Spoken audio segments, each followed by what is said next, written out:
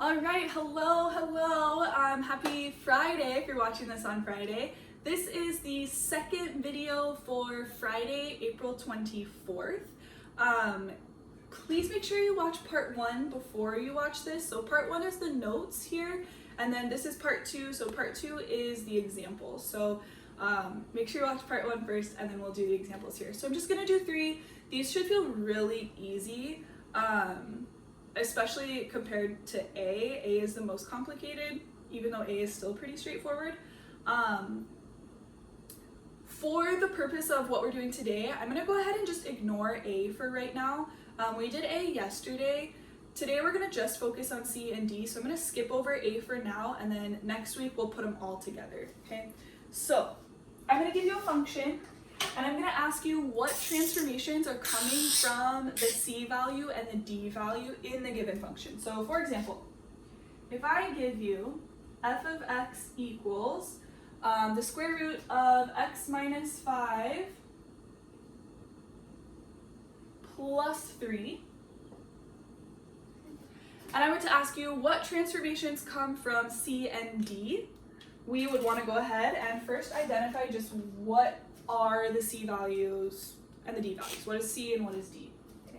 So here's my C value, and here is my D value. So we're gonna go ahead and do C, and then we'll do D. Like I said, this should feel pretty easy for you guys, okay? So our C value here is -5, okay? And so then remember our rules for this one, and C is counterintuitive, it's opposite what you think. So this is just the one where you have to be a little bit careful because it's opposite here, okay? So our rules here, if C is positive, okay? If C is positive, we actually shift left. And then if C is negative, we're shifting to the right, which again is opposite what you would think. Normally, positive goes to the right and negative goes to the left. This is opposite though. So positive is actually going to move us to the left, negative is going to move us to the right. So here, because our C value is -5, we are going to shift, right? So C is negative, so we're going to shift right. And we're going by 5 units.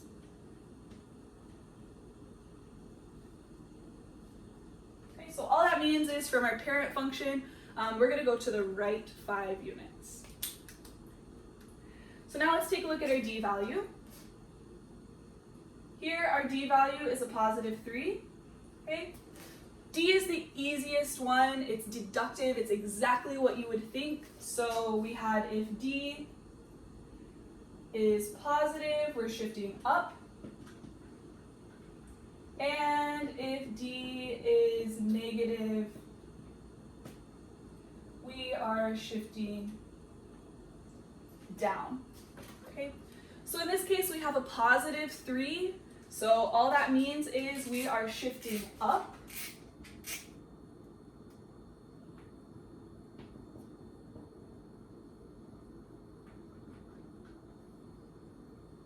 By 3 units. And that's it. Okay, that's all there is to it. That's all I'm looking for right now. Eventually we will put A, C, and D all together, but again, we're just focusing on C and D right now. Okay, so pretty straightforward. Let's try a couple more. I especially just want to show you some like special cases on this, just so you don't get like caught off guard by something that looks a little different. Okay. So let's take a look at the second one. F of x equals 2 times the square root of x minus 9. So this is the one where you have to be a little bit careful. If you notice, we do not have an A, a C, and a D. We have an A. There's nothing on the inside here being added. So our C value should right? It should be living right there inside with x. Okay. And then our d value is our -9 on the outside. So remember that c and d are allowed to equal 0. If there's nothing being added in here, adding nothing is the same as adding 0. So in this case, c equals 0, okay? And all that means is we have no shift at all. So we are not shifting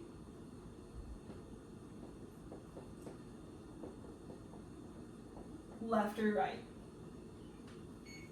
Okay, and this is a perfectly correct answer here. It just means our graph is going to be right in the middle, just not moving left or right.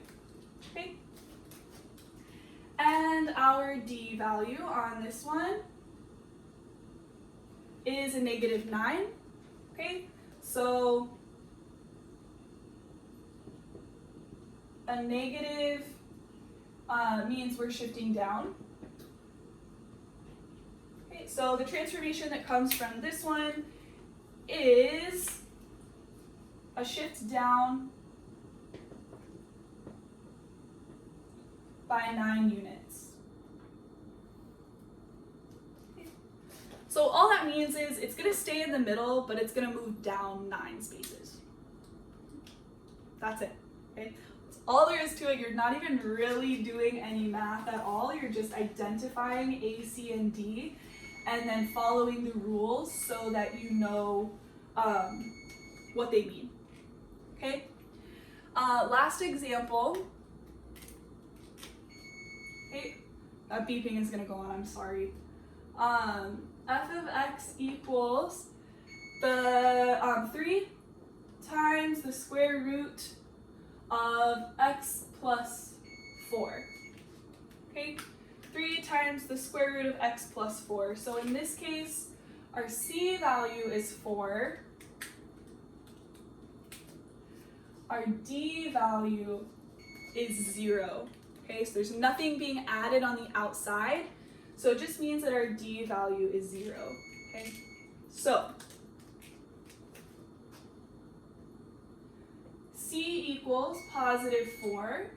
Okay, positive. Again, opposite what you think, this means we're shifting left.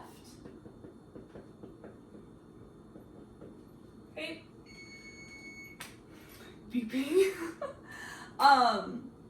So the transformation that comes from this is a shift left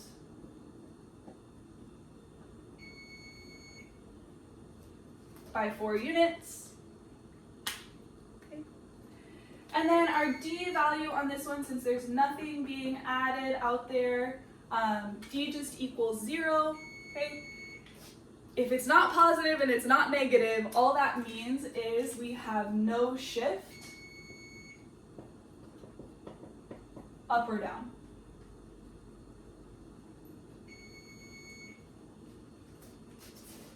Ta-da, that's it. That's all there is to it.